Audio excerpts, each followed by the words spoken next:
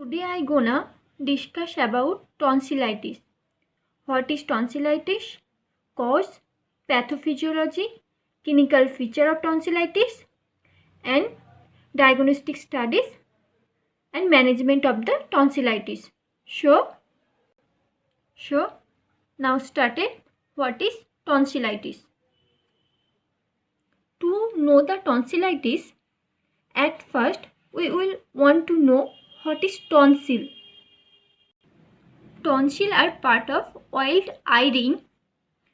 Generally, when we talking about tonsil, we were talking about palatine tonsil. So, it is the palatine tonsil. Palatine tonsil situated on both sides of throat.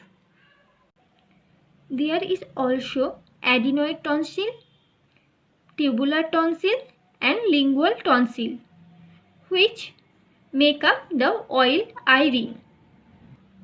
Tonsil are a lymphoid organ containing macrophages, T cell and B cell. The immune cell here are important role in learning and build up the immune response. Tonsils are important in early of life because the lymphoid tissue containing immune cell and continuously exposed to many antigens. So that is why until the age of 6, tonsils are typically hyperplastic. They are big and tend to be regress. So basically shrunk by 12 years of age. Palatine tonsil have a strong blood supply from 5 different vessels. That's why there is a risk of a lot of bleeding with tonsillectomy. That's mean removal of tonsil. Zooming into tonsil, we can see the crypt and lymph nodules. Crypts are normally colonized by many species of bacteria and which also exposed to many viral organisms. This is the virus, and this membrane is called stratified squamous epithelium cell. The lymph nodules contain immune cell that are T cell, B cell and macrophages. Okay, alright. I think all guys are understood about tonsillitis. What is tonsillitis? Many virus and bacteria can cause tonsillitis, which is inflammation of tonsil, causing tonsillar edema, hypertrophy, erythema, redness, pain, and inflammations may affect other area of the block of the throat, include adenosine tonsil, tubular tonsil and lingual tonsil. This inflammatory response produce exudate, either white gray or yellowish discharge. We are moving on pathophysiology of tonsillitis. How the tonsillitis occur? Virus and bacteria enter the body through the nose and mouth, and they are filtered in the tonsil.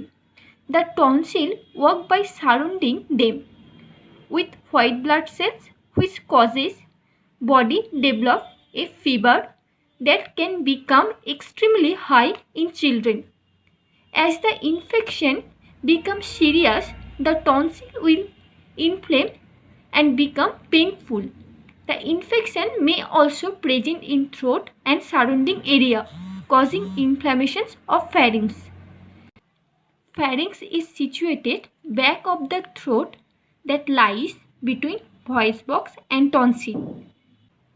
Tonsil is a contagious disease, usually spread from person to person by contact with throat or nasal fluid of someone who is already infected. So, let's see what happens in tonsillitis. Due to etiological factor such as many virus and bacteria. Which virus and bacteria can cause tonsillitis? I will tell you all later. So, due to etiological factor, what happen in tonsil? It process of inflammation originate with the tonsil. So, virus and bacteria originate process of inflammation in the tonsil. Then what happen? This inflammatory process can causes hyperemia and edema of the tonsil. So, when hyperemia and edema occur in tonsil, what happen? The lymphoid follicles are converted into small abscess, which is the form of discharge in the crypts. Then what happen? Fibrosis occur into the tonsillar crypt. Due to these overall changes, inflammatory exudates are produced, which collect into the tonsillar crypts. And these all exudates are break through the capsule of tonsil. At last, peritonsillar abscess is occur. The pathophysiology of tonsillitis. I think all guys are understood the pathophysiology of tonsillitis. Now, moving on, the causes of tonsillitis. Why the tonsillitis occur? Majority of tonsillitis caused by viruses.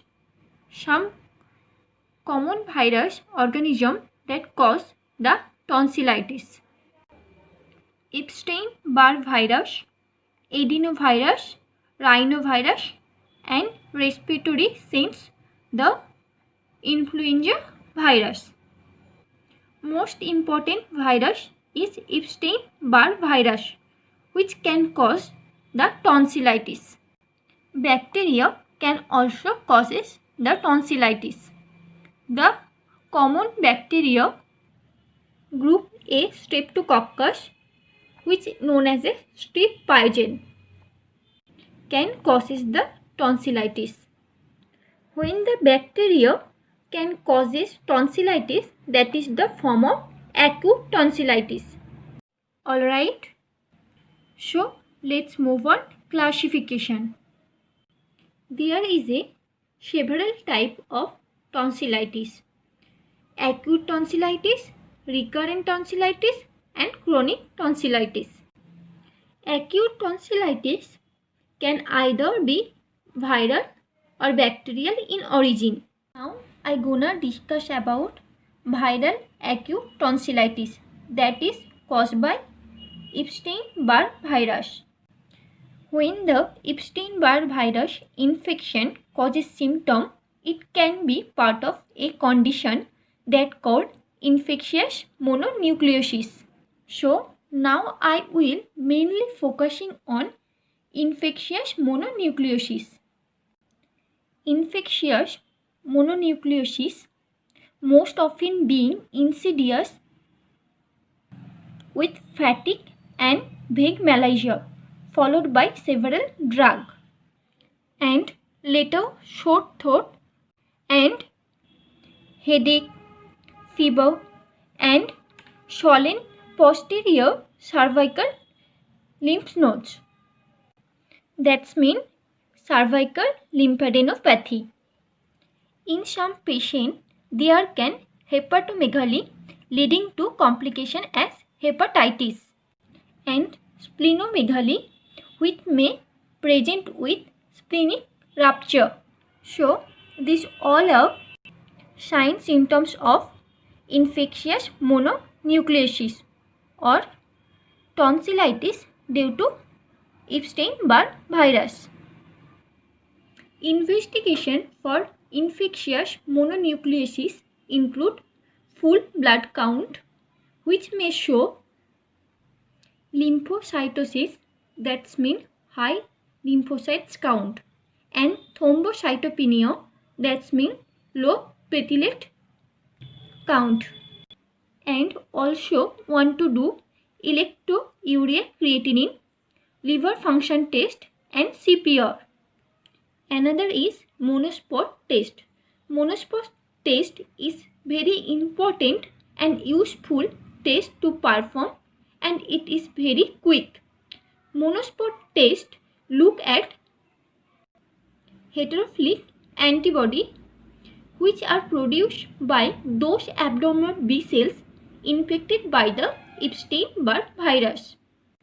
Another investigation, Epstein-Barr virus specific antibodies and throat swab to look different diagnoses such as group A streptococcus. Treatment of symptomatic Epstein-Barr virus infection, which is infectious mononucleosis, is usually conservative and include pain, temperature relief using ibuprofen, paracetamol, adequate rest fluid, and good nutrition. In primary Epstein-Barr virus infection really require more than suppurative treatments. Really, the enlarged tonsil will cause an airway obstruction. If it does happen, it is important to admit and they will likely need ENT involvement. Steroids are also given to reduce swelling. Potentially nasopharyngeal airway is require intubation really. Especially emergency tonsillectomy may be required, which is again rare complications of Epstein-Barr virus infection. Tonsillitis treated with antibiotics. It is the viral acute tonsillitis which is caused by Epstein-Barr virus, and when it causes symptom, it's called infectious mononucleosis.